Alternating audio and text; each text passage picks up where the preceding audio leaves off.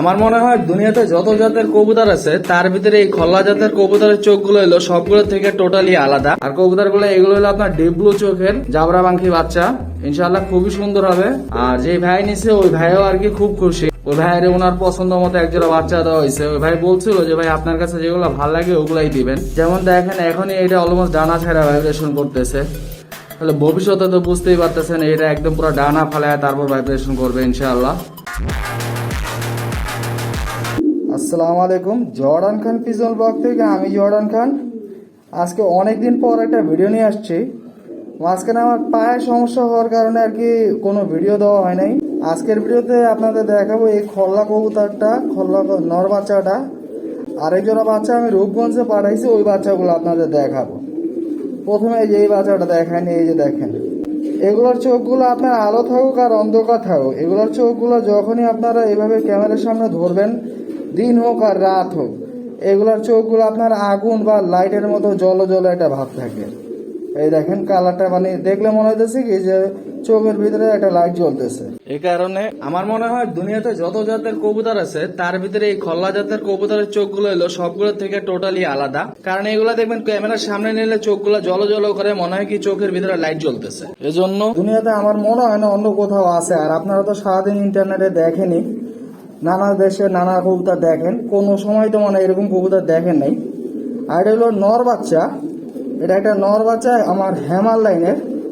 মানে এই লাইনের ভিতরে আপনার কিছু কবুতর আছে নাক ট্যাপা, আর আমার এই লাইনটা হলো একদম আপনার তোতা শেপের।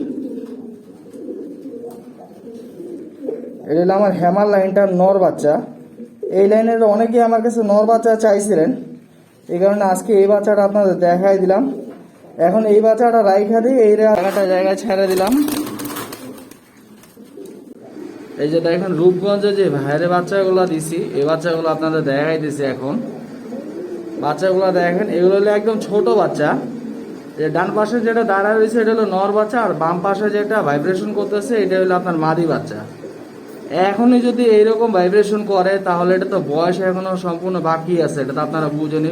যখন এটা পরিপূর্ণ বয়সে আসবে তখন কিরকম ভাইব্রেশন করবে। যেমন দেখেন এখনই এটা অলমোস্ট ডানা ছাড়া ভাইব্রেশন করতেছে।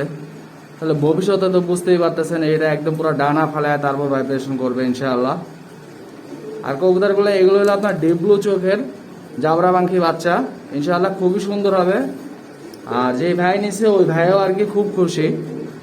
ওই ভাইয়ের ওনার পছন্দ মতো একজোড়া বাচ্চা দেওয়া হয়েছে। ওই ভাই বলছিল যে ভাই আপনার কাছে যেগুলো ভালো লাগে ওগুলাই দিবেন। পরে আমার এখন যে বাচ্চাগুলো উঠছিল তার ভিতরে এই বাচ্চাগুলো ভালো হয়েছে, এই কারণে ভাইয়ের এই বাচ্চাগুলো দিয়ে দিলাম। আপনারা সবাই ভাইয়ের জন্য আর এই কবুতরের বাচ্চাগুলোর জন্য দোয়া করবেন, আর যাতে এরকম ভালো ভালো বাচ্চা উঠাইতে পারি এজন্য দোয়া করবেন। আর এর মাঝখানে অনেকদিন ভিডিও দেওয়া হয় নাই, কারণ আমার পায়ের সমস্যা ছিল। পায়ের সমস্যা বলতে আমার আর কি 10 বছর আগে পাটা ভেঙে গেছিলো হোন্ডা অ্যাক্সিডেন্টে। তো এখন আর কি ওই পাটাই আবার তার একটু উপরে দিয়ে আর কি হাঁটুর ওই জায়গায় ফুলে গেছিলো, ফুলে যায় ব্যথা উঠছিল। যেই কারণে ডাক্তার একদম সম্পূর্ণ রেস্টে থাকতে বলছিল, যেই কারণে কোনো আর ভিডিও টিডিও করা হয় নাই, কোনো পোস্টও করা হয় নাই। তো সবাই আমার জন্য দোয়া করবেন যাতে আমি দ্রুত পরিপূর্ণ সুস্থ হয়ে আপনাদের জন্য আরও ভালো ভালো ভিডিও নিয়ে আসতে পারি, আর ট্রিটমেন্টের ভিডিওগুলো নিয়মিত যাতে আগের মতো দিতে পারি। এই ভিডিওটা এইখানে শেষ করতেছি। যাদের এই ভিডিওটা ভালো লাগছে ভিডিওটিকে লাইক দিয়ে কমেন্ট করে আপনাদের মন্তব্য জানাতে ভুলবেন না। আর আমার আইডিতে ফলো দিয়ে সবসময় আমার পাশে থাকবেন। জর্ডান খান পিজন ব্লগ থেকে আমি জর্ডান খান। আর সবাইকে আমার পক্ষ থেকে 5 ওয়াক্ত নামাজের দাওয়াত রইল। আসসালামু আলাইকুম।